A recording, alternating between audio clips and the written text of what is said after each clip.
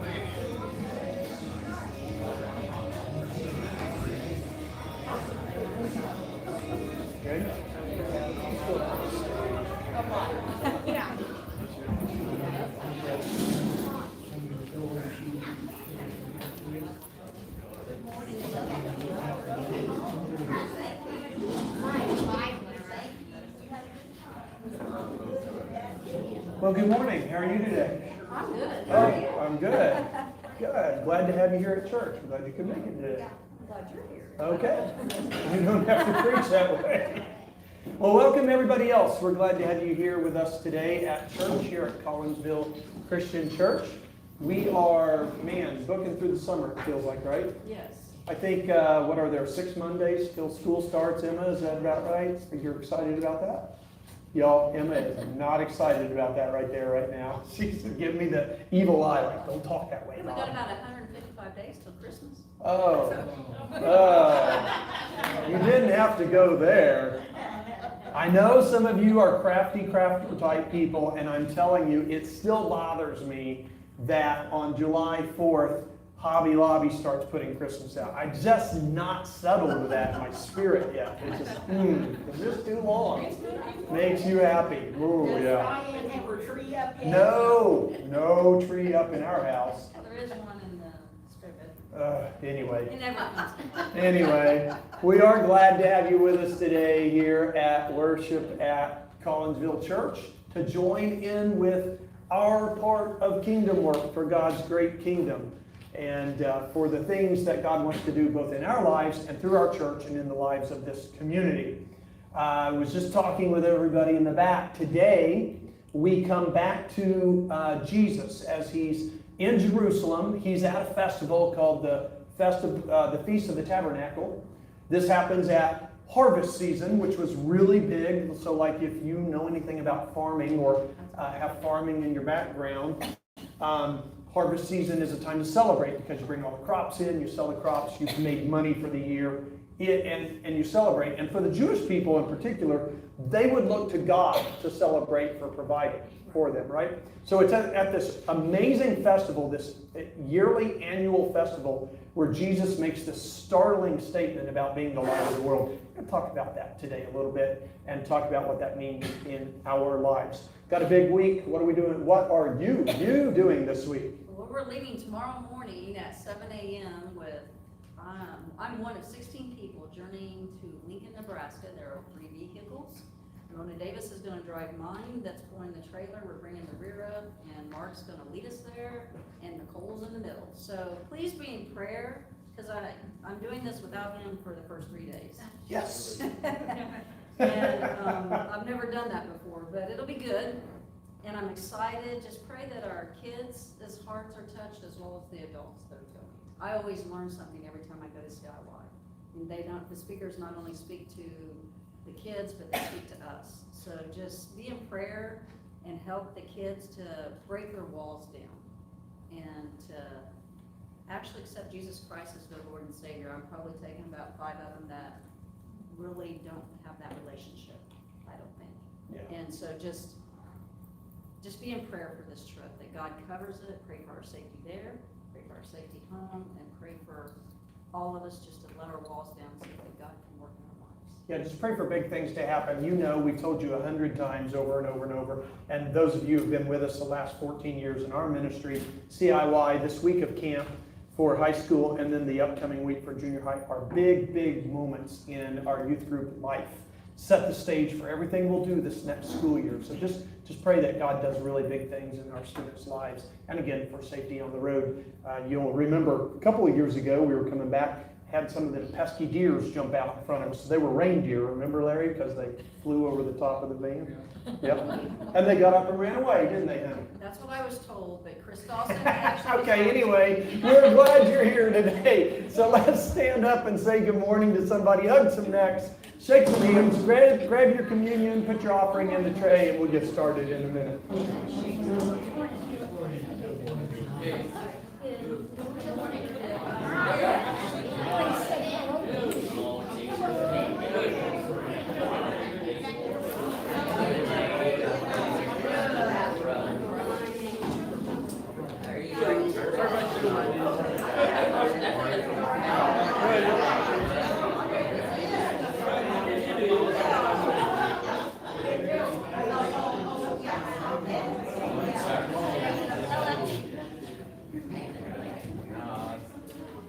Good morning, how are you? Hi, how are you?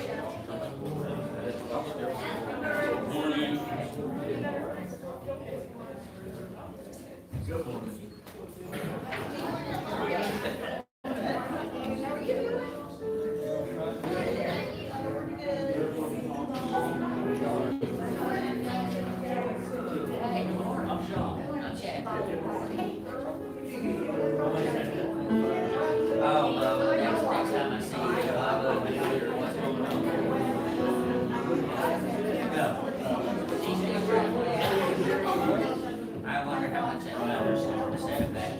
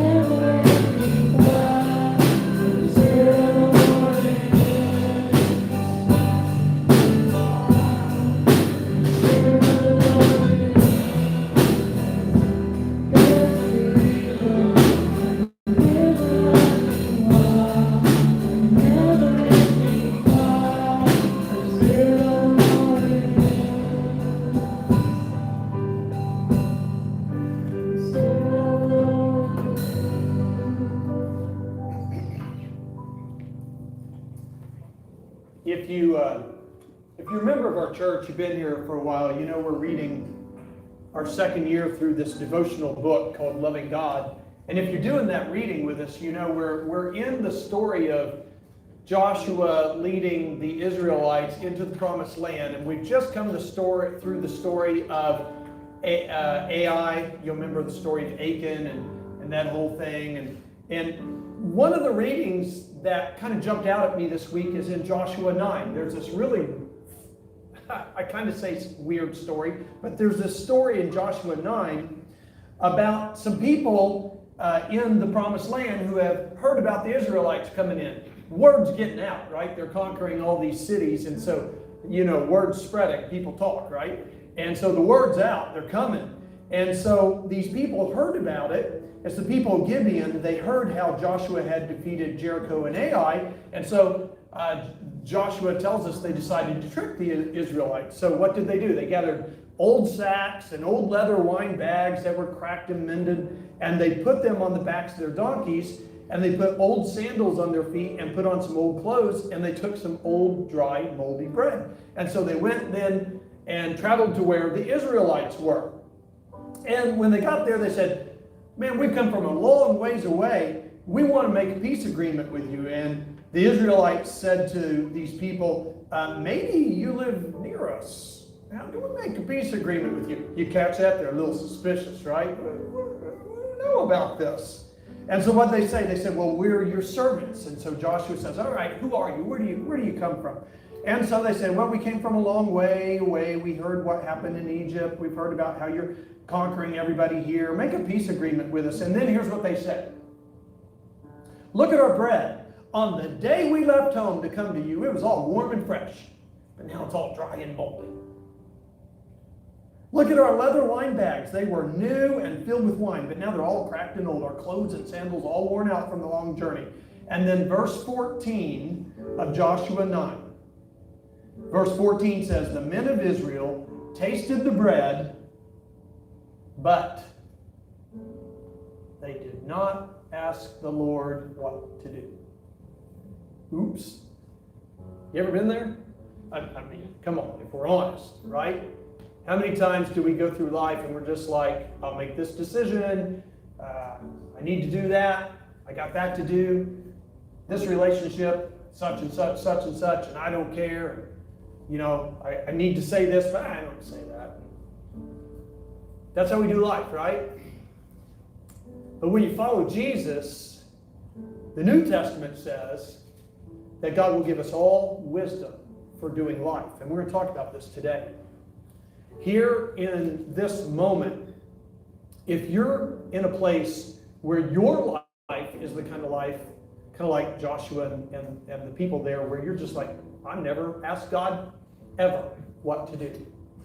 I want to encourage you to listen to the words of this next song and maybe to participate with us in communion. So we have some juice and we have some bread. There's a tray here, a tray in the back. You can get up and grab one. We do this every week to remember that there was a man named Jesus who claimed to be God, and he died on a cross. And he died on a cross as a substitution for us. He died on a cross to make it possible for us to have life with God. And he died on a cross so that on the kind of days, just like Joshua had, where we're like, not talking to God about nothing, and I make all these decisions, and they're all wrong, and I've lost my way, Jesus died on the cross to bring us back to God, to find our way again. Now, I don't know about you all, but I make all those kinds of decisions all the time. And when I find myself back in an honest place, I come crawling back to the cross and I go, God, I didn't even talk to you about this. I messed it up so bad. And God says, and that's why Jesus died for you. So we eat the bread to remember that his body was broken. We drink the juice to remember his blood was spilled out in our place. So when we make all these mistakes, we can still be back right with God because we're covered by the blood of Jesus. So feel free to get up, walk around, grab one of these if you don't have one, and listen to the words as we honor God for what he has done for us.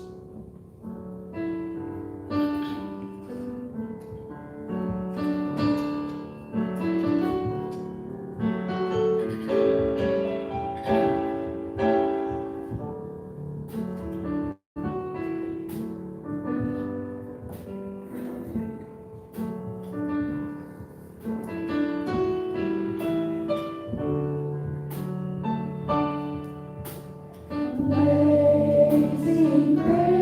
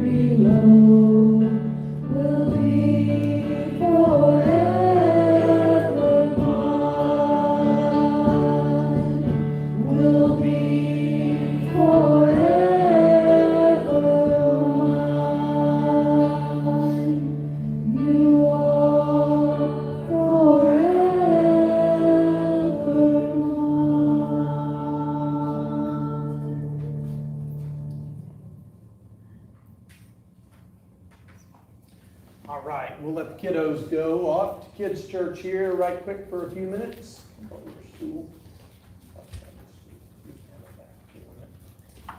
I do want to remind you, we're not passing the plates, offering and communion, kind of coming out of COVID. That's just kind of what we're still doing. So if you have tithe, if you have an offering, be sure you drop that in the plate in the front or in the back on your way out, or you can give online. It is important to continue giving faithfully. It's a part of the promise of God in our lives that He will bless us if we honor Him with the first tenth of what He brings into our lives. So we want to remind you to support the work of the church in that way. We don't say a whole lot about that, but we do want to remind you to do that.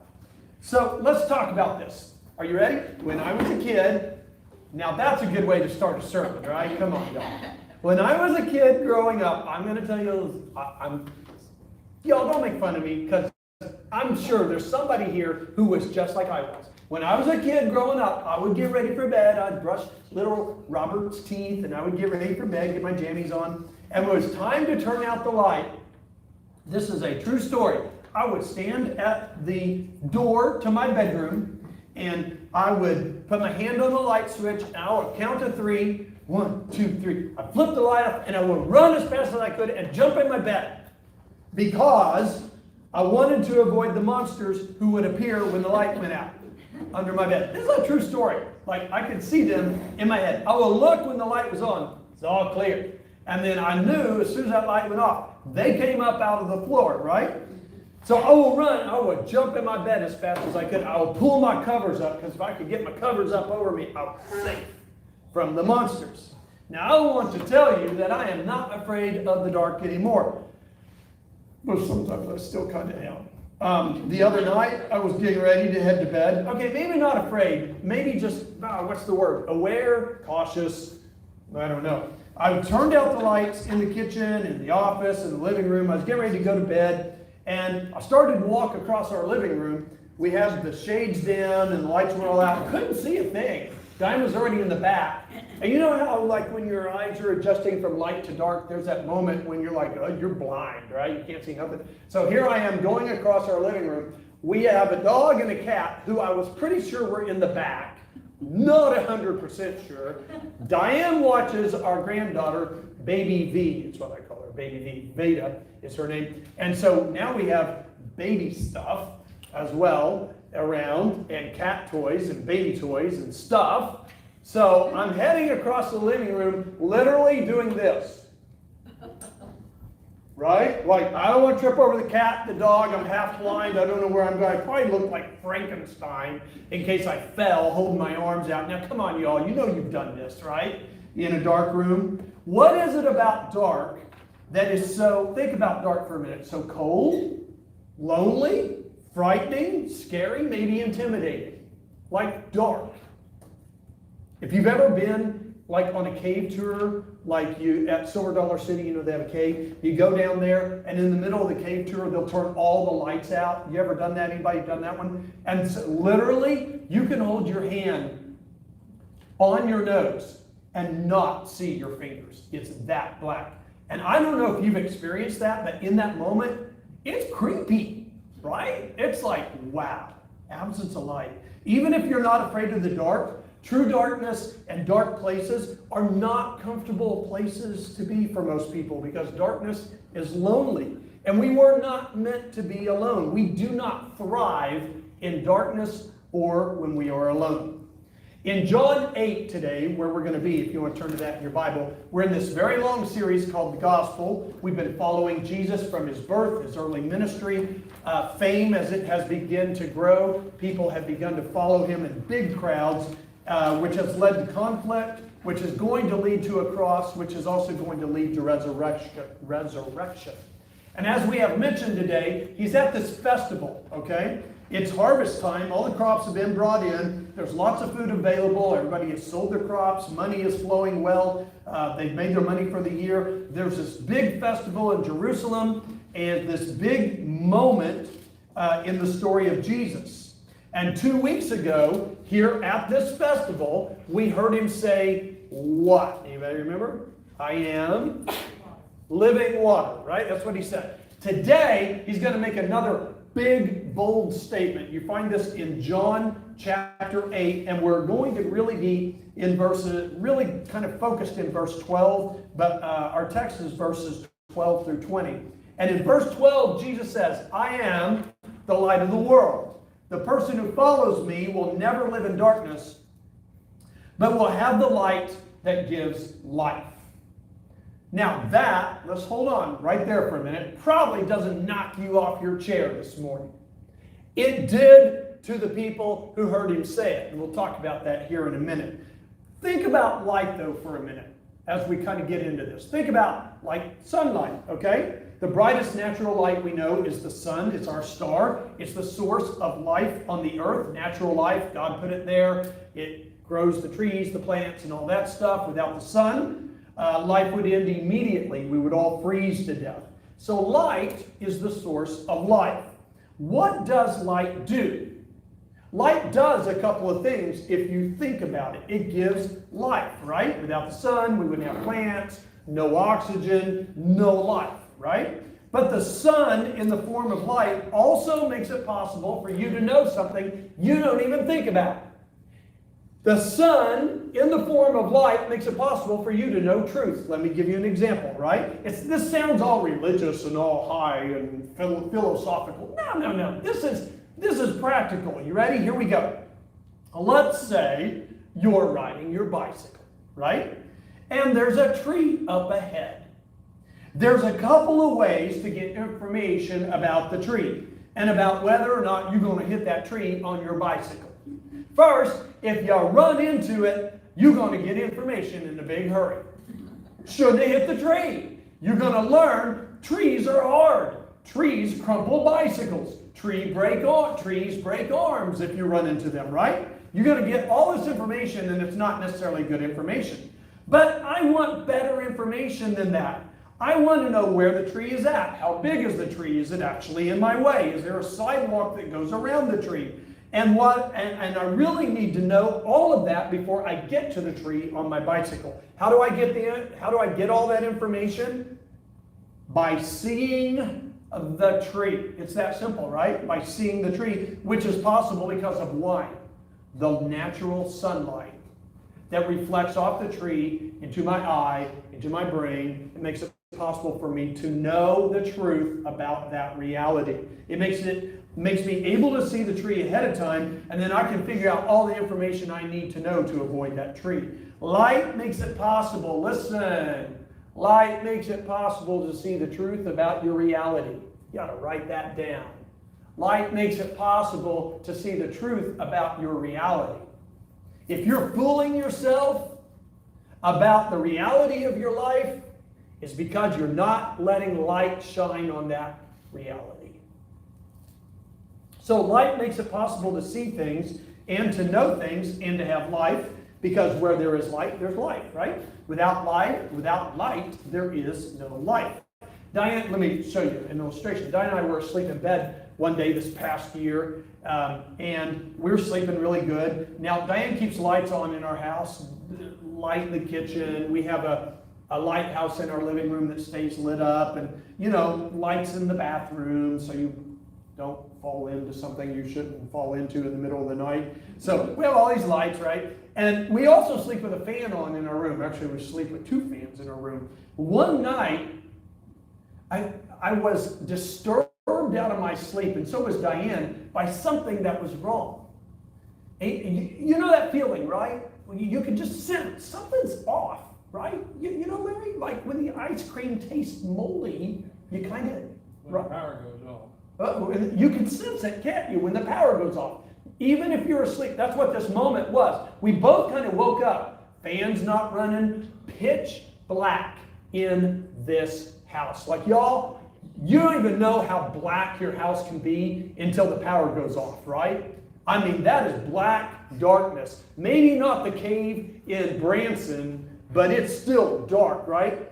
So the electricity had gone out, fans weren't running, totally quiet. You could feel there was no life in that house. We were there, we were alive, but we were the only life in a very dark and lonely place. The whole house felt wrong. It was dark. It was empty. It was not alive. Listen, you all know I sell real estate, right? I experience this sometimes when I go into foreclosed homes. And the house is empty. The family has left long ago and they took everything with them, or sometimes they left their junk all around. House is usually a wreck. Power's off. Water's off. Utilities are all off. It's dark in those houses, even in the middle of the day. There's a darkness inside those rooms. You see the marks and the names of the kids on the walls they grew up, where mom marked their heights and wrote their names there. Mark, Alex, drew the line on the top of his head. Ruthie drew the line, put the date. You see all that. And where there had been a family, where there had been life, there's nothing now. It's darkness and emptiness, and you can feel that. Diane is getting her real estate license. Some of you know that. We were out showing houses the other day to a young couple, to one of our clients. And we walked out in the backyard. There's a kitty cat in the backyard. Empty house, nobody around. And here's this cat, skinny, abandoned, left all by itself. No hope. No family, no love. No, it didn't go home with us. Did it, honey? No, it didn't. She was a sweet kitty. Anyway, the house is an empty shell of the life and the joy and the memories that had been happening there. There's something else interesting about the sun. Although it gives us life and light, if you get too close to it, it will destroy you. I read this week that the surface of the sun is about 10,000 degrees Fahrenheit, and apparently if you go into the core, it's like a whole lot hotter than that. I don't know how they would know that, but so you know the sun is hot because if you spend too much time outside, you get what? A sunburn, right? A sunburn. Even people who are not pasty white like me, okay, ruin their skin from too much sunlight. I knew a lady years ago, every summer she would get this beautiful, amazing, gorgeous tan. I mean, she had pretty tans. That was her thing, right, every summer. When I met her, she was like 50 years old, and her skin, y'all, I am not kidding, looked like an old, wrinkled saddle. Yeah, I mean, from all those summers in the sun, it was in bad shape. If you try to look at the sun, you'll burn your optic nerve. So the sun gives life, but if you get too close to it, it will destroy you. Hang on to that thought for a minute. We're going to come back to it. Jesus says at this festival, I'm the light of the world. And after he says this, there's this back and forth between him and the Jewish leaders, right? Arguing over who he really is. And then in verse 20, we are told this by John. Grab this in verse 20. Read this with me. Jesus said these things while he was teaching in the temple, near where the money is kept. But no one arrested him because the right time for him had not yet come. That word arrested there in the original Greek actually means no one killed him. Whoa! That's startling, right? No one killed him. Does that give you a hint for how hot that statement was that he made? Why does John say that? Because there's actually a huge detail. He's telling us that if you understand what Jesus was claiming right there, you would absolutely be amazed that nobody attacked him in that moment, right there on the spot. Now, look at verse 12. What does verse 12 say? Verse 12 says, later, Jesus talked to the people again, saying, okay, now, park there for a second. That's this situation we're looking at. This is the later, okay? Back in 737, John 7:37, if you want to look back there, Jesus was in Jerusalem on the last night of this festival called Tabernacles. Now, I will remind you, we showed you the booths and all that stuff a couple weeks ago. This feast was a huge 7-long-day annual feast. They did this every year. It's in about September, October when they do this.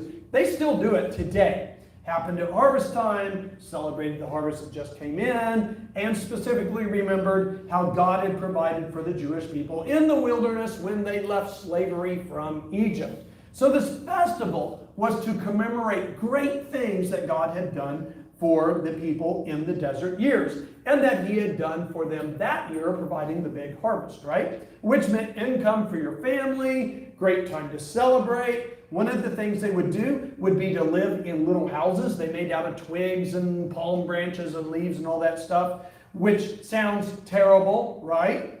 But they called these booths, and it was to remind them what it was like to not have a home. And we've talked about this. This was not go sit in your booth and be unhappy for 7 days. Wasn't that. This was a fun thing. It was like camping. Not a sad sit around and be unhappy kind of a thing. It was a very joyful festival. They loved doing this. And this festival was full of all kinds of symbolic stuff. One thing they would do, you'll remember we learned a couple weeks ago, they had a water pouring event, and it was at that event where Jesus said he was living water. That would remind them that God had provided water from the rock in the desert. Remember when they were thirsty and they were like dying, and we're dying, we need water. And Moses struck the rock and water came out. So they remembered that from having this water pouring thing they did. If you're with us a couple weeks ago, you'll remember it was when that was happening in John 7 where Jesus said, let anyone who is thirsty come to me and drink. If anyone believes in me, rivers of living water will flow from that person's heart, as Scripture says. Hey, I don't know about you. I want to be that kind of person that has rivers of living water pouring out of me. What does that mean in today's world? Man, we have got a bumpy society we live in, don't we? Holy moly. You know, people cut you off on the highway. They'll cut you off in the grocery store. I just read on the news this morning that Maui, Hawaii, is talking about putting in a restriction on how many people can come there as tourists because so many tourists are coming, it's too crowded, and they're all rude, and they're all cussing at the locals, and the local people don't like it, so they're going to put a cap on it and say, too many people. Rivers of living water are people who make differences in bumpy worlds. Rivers of living water kind of people are people who thirst for Jesus, and as a result, what flows out of them is authenticity in relationships. Rivers of living water people are people who are not affected by society and who have to follow what everybody else is doing, but people who look for others to be friends with. I want to be that kind of person. I hope you do. So the last thing these people would do at this big festival, let me back up. One of the things people would do at this festival is at nighttime, they would light this huge candelabra at a certain place in the temple. Now, so think about what you know of the temple. You've seen pictures of that last wall of the temple, right? The Wailing Wall, where people put their little prayers in the wall. That's the very last standing part of the real temple where this incident happened. When the temple was there, the whole temple was there, there was a special place. And they had this massive candelabras up in this high place. And they had all these things around the candelabras that were reflectionary kind of stuff. They had crude mirrors back then, right? So they had all that in there. And every night they would light these candles up in this candelabra. And what would happen is light would flood out into the city from this place in the temple as it was reflected and lit and all that stuff. And when that happened, trumpets would sound, the band would start, music would play, huge celebration, great food on the grill would be cooked, enjoyed, people be dancing, hanging out with their friends. It was an awesome celebration. And this reminded them of how God provided light for them in the desert. Now let's remember that just for a second to set this up. How did God provide light for them in the desert? He would go before them as a pillar of cloud in the daytime, and at night a pillar of what? Fire, right? Complete natural light at night. They didn't have to light candles at night in the desert. God was their light. You ever thought about that? That's pretty cool. By the way, that reminds me a little something of the book of Revelation. In heaven, God's going to provide all the light we're going to need there. See how the Old Testament, New Testament kind of connect together. That's pretty cool. So he was in that cloud in the daytime. He protected them from the desert heat in the daytime, shielded them, pillar of fire at night that protected them, led them through the desert, protected them from Pharaoh's army that came roaring after them after they all walked out of Egypt. The people back in Egypt were like, whoa, we just lost our free labor. Go get them back. And God stopped Pharaoh's army. You'll remember that. The pillar of fire guided them. When it would move, they would move. When they built the tent for God in the desert called the tabernacle, it came and rested over the tabernacle as the tent of meeting. It was a cloud above it. When they built the first temple in Jerusalem, the pillar of fire, the cloud, came into the temple, into the Holy of Holies, and resided there and stayed there. Exodus 13 tells us this is what was called the Shekinah glory of God. It must have been incredible, right? So at this festival, they light this big candelabra. All the light would flood out into the city, and they were remembering how God had led their people in the desert, okay? But not on the last night. On the last night, they didn't light the big candelabra. Instead, they're breaking things down because they're going to go home the next day. Festival's coming to an end. They're packing stuff up. Basically, the festival is over. And here's something you need to know about this festival in John 8. This glory cloud from God that guided the people in the desert, pillar of fire at night that provided all the light they needed, that protected them from Pharaoh's army, the cloud in the daytime that shielded them from the heat of the sun. This glory cloud from God in the Old Testament had been absent from this temple where this happened for years. Ezekiel declared that God's glory had left the temple long ago due to the sin of Israel in the Old Testament. And it was on this last night when these candles had not been lit after they had been lit all these other 6 nights that John tells us that Jesus walked right up into that temple, right up into that dark place where the light had been shining, right in front of the treasury, which is where this happened, right in front of the candles that represented God's glory and that had been lit every night of the week of the festival. And he made this statement to the people: I am the light of the world. The person who follows me will never live in darkness, but will have light that gives light.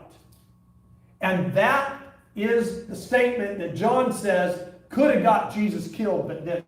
Why didn't it? Because he's Jesus. See, Jesus was saying, I'm the glory of God. That Old Testament cloud, pillar, that's me. That's exactly what Jesus is saying here. I am God, come to you. I'm the way that the light of God can come to your life. Jesus is literally saying he's the glory light of God that led the people through the desert. And he's saying, I'm God. I will guide you. Why does this matter? Why does it matter to us? This is why it's such a big deal they didn't arrest Jesus on the spot. This was blasphemy. Let me give you an example. Did you know in America, you have freedom of speech? You say anything you want, can't you, right? In America, if you threaten to attack, harm, or kill any president of the United States, sitting, the current one, or any of the past ones who are alive, or when the next election comes around, the ones that are running to be the president, if you threaten to attack, harm, or kill them, even if you're kidding, the Secret Service, the FBI, and a whole lot of people dressed in black and who drive big black cars are going to come see you. And they're going to arrest you, and you're going to be in all kinds of trouble for threatening the President of the United States. This is the equivalent of how big the statement was that Jesus made. You don't say things like that in that culture, in that time. You would get arrested, and you would be in a whole lot of trouble with the Jewish authorities. That you did not say. That was a line you did not cross. Nobody was allowed to claim to be God. It could get you killed, hung on a cross. But if Jesus is God, like he's claiming to be right there, then what he's saying to you and to me is that he is our light also. Why does this matter? It matters because life is uncertain, right? We need something to guide us, something to hope in, something to live for, something to help us navigate messy life situations. messy friendships, messy relationships, times when we blow it. Jesus is saying He'll give us all those things because He's the light of the world. We need guidance because when we try to do life on our own, what do we always do? Mess it up, don't we? I mean, we think we're doing all right, and then the next thing you know, you say something dumb you didn't mean. Or you say something and somebody takes it the wrong way. Or a relationship starts to crumble and you're like, what is going on? Or someone offends us. Or you offend somebody else. Think about the mistakes you made talking to people, saying the wrong thing, hurting somebody's feelings. Think about strained relationships maybe you have. You probably have somebody in your life you don't talk to anymore who maybe used to be your closest friend. I can think of some of those people. Maybe they're not your close friend anymore because they made you mad or you made them mad. Got your feelings hurt or you hurt their feelings. So you never resolve that. When Jesus is saying He's the light of the world, what He's saying is He'll guide us through life. Now, how do you know if Jesus is guiding you through life? I want you to think about this for a minute. This past winter, we had 2 weeks of astounding cold weather, didn't we? Wasn't that it? Remember those 2 weeks? You'd like a little bit of that right now, wouldn't you? As hot and muggy as it is out. I don't know about you, but I'd be like, no, Matt's like, man, I don't want any of that. It was cold out. It was so cold out, right? But after we had that cold snap, what happened? It started warming up, didn't it? The days were getting longer. The sun was shining a little more. It was getting a little warmer every day. Every day lasted a little longer. The daylight lasted a little longer. When spring sun starts to shine and things begin to thaw out, new life begins to be born, right? The buds pop out on the trees. Things begin emerging from their hiding from the cold, dark winter. This is how you know if Jesus is the light inside of you and you're following Him. Are you ready? When you follow Jesus and He's your light, the way you know that you're connected to Him, even if you get it wrong a lot of days, is you're beginning to change. It's like you're coming out of darkness or coming out of winter. Where, let's just use some practical examples. Maybe lying was your thing. All your whole life you were a liar.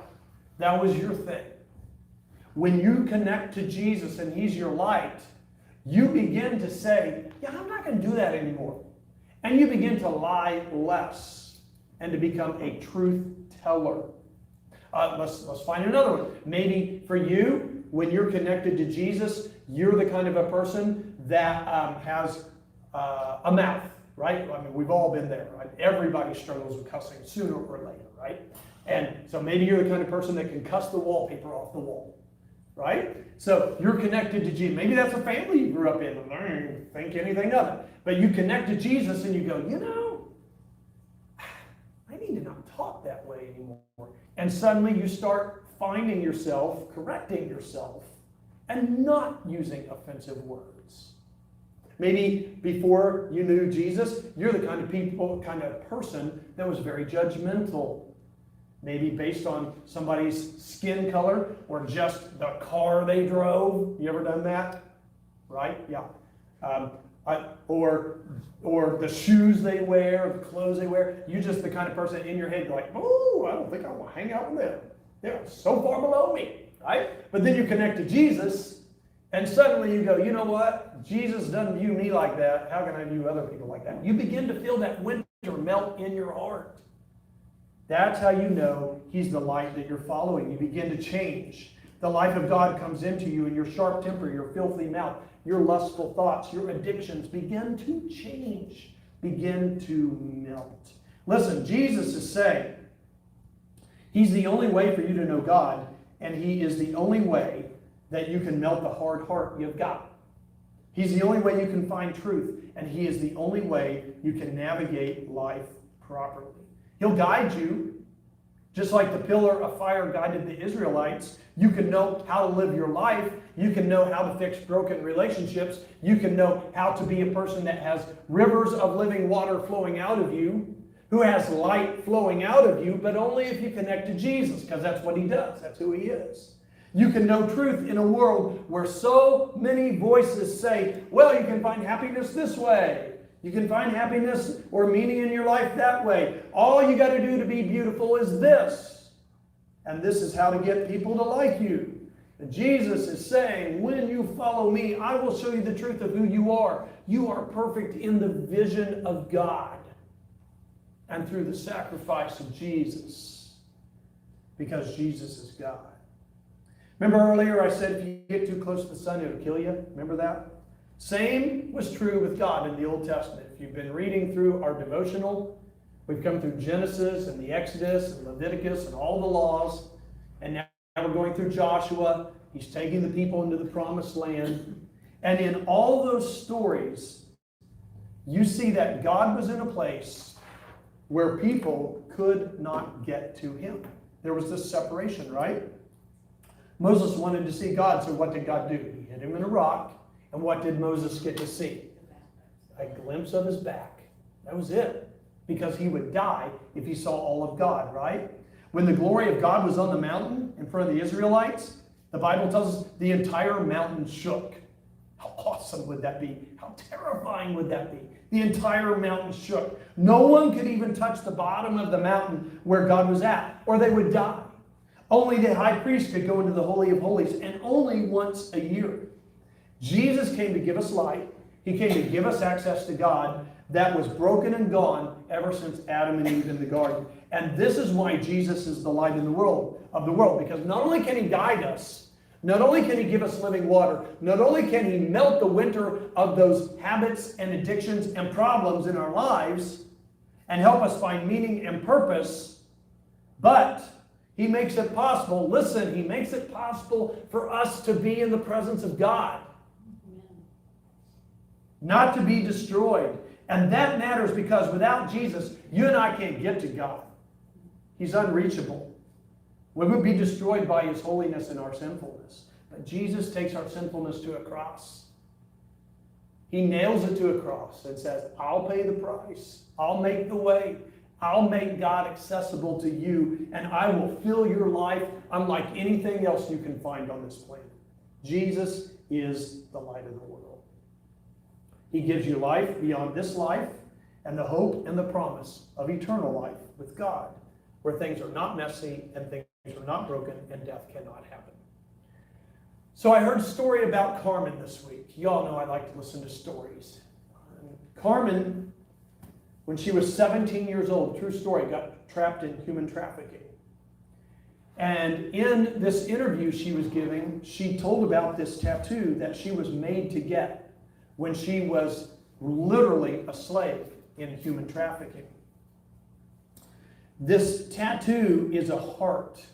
And at the very bottom of the heart, you know, the point of the heart, there are tears coming out of it. There are like 3 tears that represent something having to do with the gang who was forcing her into what she was having to do. And in the middle of this heart is the man's name who took her into this and kept her there. The interview asked her why she hadn't removed it. And she said, I don't know. I can't seem to shake off what happened. It's a part of me now. It was this dark place where I lived for 7 years. And it feels like it's still a part of me, and I can't seem to get rid of it. Jesus is a light that can erase dark places and make it possible for her to move on. I heard about a married couple, James and Frances, this week. James and Frances, when their kids were growing up, were a typical American Christian family. They put everything into their kids. They go on vacation every year, put their kids through school, did the band thing, the sports thing, the computer thing, raised their kids. But after the kids graduated, life turned empty. James got lost in chasing money. Then he got too close to a coworker. He ended up betraying his marriage vows, which led to his drinking, which led to why bother going to church anymore, because he couldn't deal with the guilt. Frances got depressed. Their marriage was empty and sad, and their house was devoid of life. It wasn't until their kids sat down with them, with lots of tears, that the walls started to come down and confession happened, restoration began,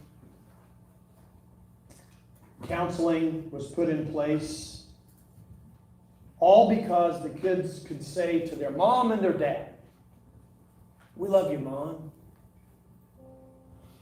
We love you, Dad. We want our family. We want you together. We forgive you, Dad. We love you, Mama. Let's find our way back together." See, that kind of thing only happens when restoring light empowers change. And you know why it happened for them? Because their kids connected to Jesus. Their kids had that living water that makes change happen. Their kids had the powerful light of Jesus that guides and restores and shows truth.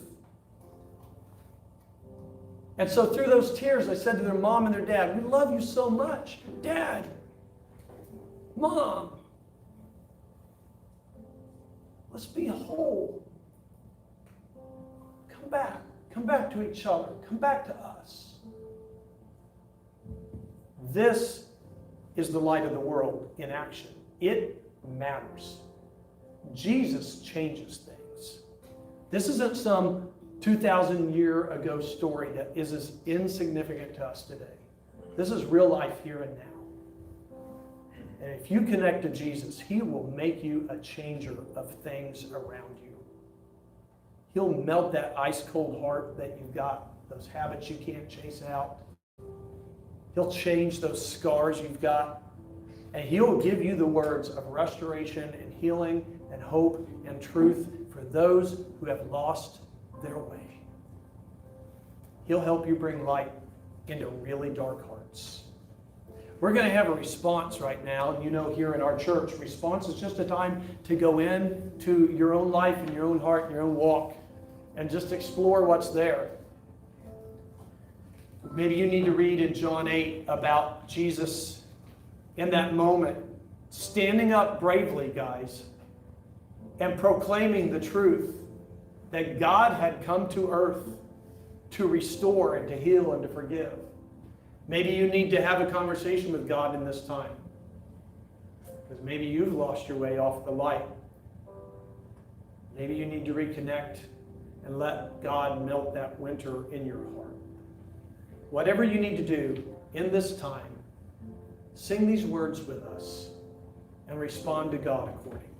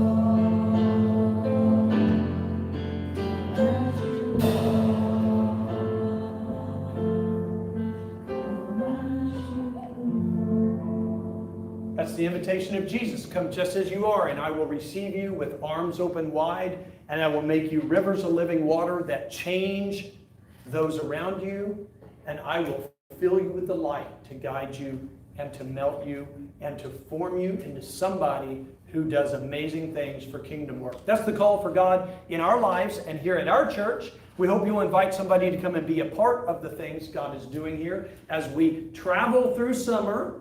Let's see, a couple things to know. Speaking of that, nothing is happening here on campus this Wednesday night because the kids will be out of town. So we'll take a break on midweek this week. And then next week, we'll be back into full swing of everything as we head through the summer and look at fall squarely in the face. So we hope you'll invite somebody to come and be a part of what God is doing here. Rob, Yes, ma'am? Bible study this Tuesday. Oh, there's that. Sorry. Bible study on Tuesday via, is it here? Yes. Oh, sorry. Yeah, that's right. Bible study. Okay, so we've had Bible study on Zoom all through pandemic. And now we're going to bring it here on Tuesday nights at what time, Bob? 6:30. 6:30. We're not cooking a big deal, but if you want to bring something to eat, you're welcome to do that. We'll still Zoom it, right? We're still going to Zoom it. But if you want to come in person, 6:30 Tuesdays for about an hour. It's a lot of fun. Bob's a great teacher. We give him a really hard time, but he does a really good job. Come and join us. Everyone is welcome. So Tuesday night, 6:30, in person here at the building. So now, may the Lord bless you and keep you. May the Lord make his face to shine upon you and be gracious to you. May the Lord turn his face towards you and give you peace. You're dismissed.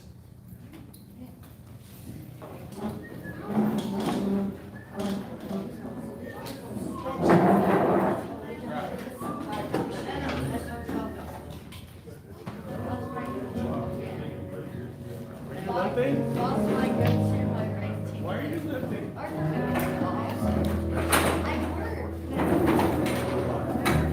Where you working? Oh, that's right. 5 hours a day. Seasons.